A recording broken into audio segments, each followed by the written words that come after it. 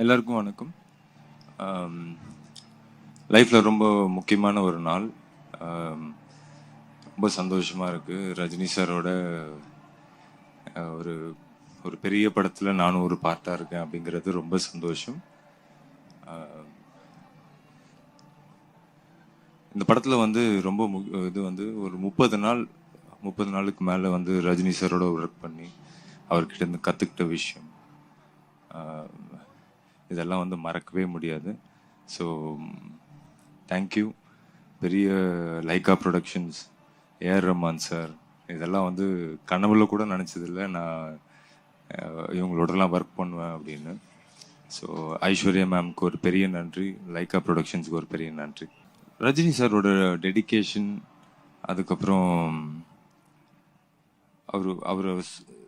அவரோட என்கரேஜ்மெண்ட், இது எல்லாமே வந்து பெரிய ஒரு பூஸ்ட். ஏன்னா நம்ம வந்து வாழ்க்கையில் ஏதோ ஒரு பிலீஃபை நம்பி சரி நம்மளும் வந்துடுவோம் அப்படின்ட்டு ஓடிக்கிட்டு இருக்கோம்.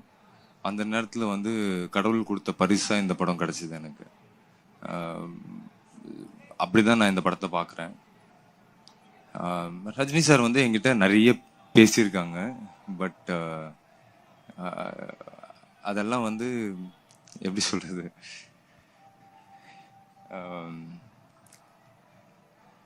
ஆக்சுவலாக இந்த இந்த இந்த மூமெண்ட் வந்து எனக்கு ரொம்ப எமோஷ்னலாக இருக்குது. இந்த ரோல் வந்து இந்த இண்டஸ்ட்ரியில் யாராக இருந்தாலும் பண்ணியிருப்பாங்க. பட் அது எனக்கு வந்தது அப்படிங்கிறது வந்து சாருக்கு தெரியாமல் வந்திருக்காது. பட் அது நான் பண்ணணும் வந்துட்டு ஓகே சொன்னதுக்காகவே அவருக்கு ஒரு மிகப்பெரிய நன்றி. மற்றதை நான் உள்ளே பேசுகிறேன். ஒரு எமோஷ்னலான டே. ரொம்ப ரொம்ப என்னோட லைஃப்பில் ரொம்ப சந்தோஷமான ஒரு நாள். Rajini sir, Aishwarya ma'am, Lyca productions, AR Rahman sir, இவங்க எல்லாருக்குமே மிகப்பெரிய நன்றி. தேங்க்யூ. எல்லாருக்கும் வணக்கம். லால் சலாம் படத்தோட ஆடியோ லான்ச் ரொம்ப சந்தோஷமாக இருக்குது. எல்லாருக்குமே தெரியும் இது வந்து ஒரு சென்சிட்டிவான பொலிட்டிக்கல் ஃபில்ம். அண்ட் எனக்கு பர்சனலாக ரொம்ப இம்பார்ட்டன்ட் ஃபில்ம். ஏன்னா ஒரே படத்தில் Rajini sir, Rahman sir and Vikrant, இவங்க 3 பேரோட வந்து எனக்கு வந்து ஒரு வாய்ப்பு கிடைச்சிது. அண்ட் எஸ்பெஷலி ரஜினி சார், அவர் கூட ஒரு படத்தில் வந்து நடிக்கிறதே ஒரு கிஃப்ட்டு. பட் அவரோட ஒரு ஹீரோவாக நடிக்கிறதுங்கிறது எனக்கு தெரிஞ்சு எவ்வளோ பேருக்கு கிடைக்கும்னு தெரியாது. அந்த விதத்தில் ஐம் வெரி லக்கி.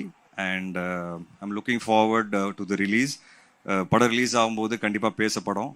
சார் இந்த படம் ஏன் பண்ணியிருக்காரு அப்படிங்கிறது படம் பார்க்கும்போது எல்லாருக்கும் புரியும்.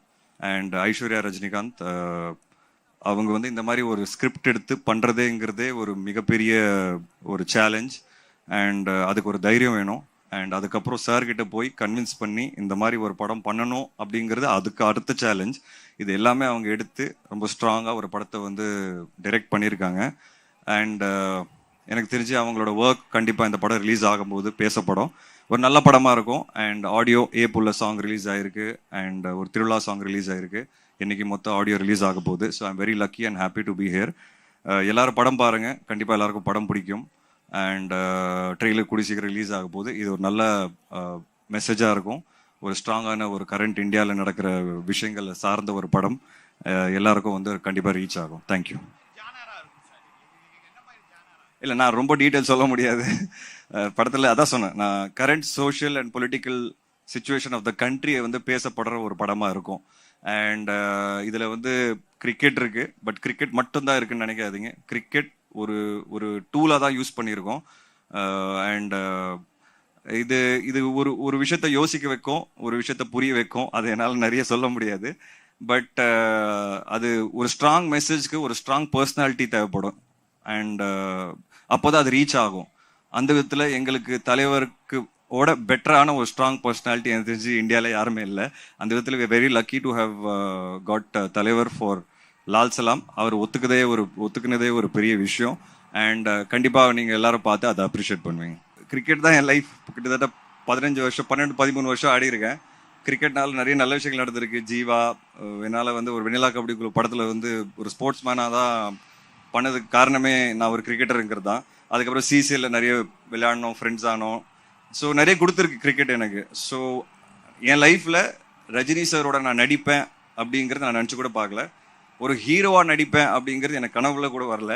அது உண்மையாகவே ஃபர்ஸ்ட் டைம் கமிட் ஆகும்போது எனக்கு ஒரு நிமிஷம் புரியல, என்ன அது ரஜினி சார் இவ்வளோ நேரம் நம்ம படத்தில் பண்ண போகிறாரா அப்படிங்கிறது எனக்கு பயங்கர எக்ஸைட்மெண்ட்டு. அண்ட் நான் பெரிய தலைவர் ஃபேன். அண்ட் அதே படத்தில் கிரிக்கெட்டும் இருக்கிறதுங்கிறது எனக்கு எப்படி சொல்கிறது, உங்களுக்கு லைஃபே வந்து ஒரு கம்ப்ளீட் சர்க்கிள் வந்த மாதிரி ஒரு ஃபீலிங் இருந்தது. அண்ட் அகெயின் நான் திருப்பி விக்ராந்த் பேர் எடுக்கிறேன். ஏன்னா விக்ராந்த் நானும் ரொம்ப க்ளோஸ் ஃப்ரெண்ட்ஸ். நிறைய வாட்டி வந்து படம் ஒன்றா நடிக்கணும்னு ஆசைப்படுவோம். இந்த மாதிரி ஒரு படத்தில் எங்களுக்கு கிடைக்குங்கிறத நாங்கள் நினச்சி பார்க்கல. அண்ட் அகெயின் ரஹ்மான் சார், அதுக்கப்புறம் கபில் தேவ் சார். ஸோ கபில் தேவ் சாரோட மீட் பண்ணும்போது ரொம்ப எக்ஸைட்டிங்காக இருந்தது. பாம்பேல ஷூட் இருந்தது, அங்கே தான் மீட் பண்ணோம். அண்ட் ஒரு பெரிய லெஜெண்ட். அவர் இதுக்கு முன்னாடி எந்த படத்துலையும் பெருசாக பண்ணதில்லை.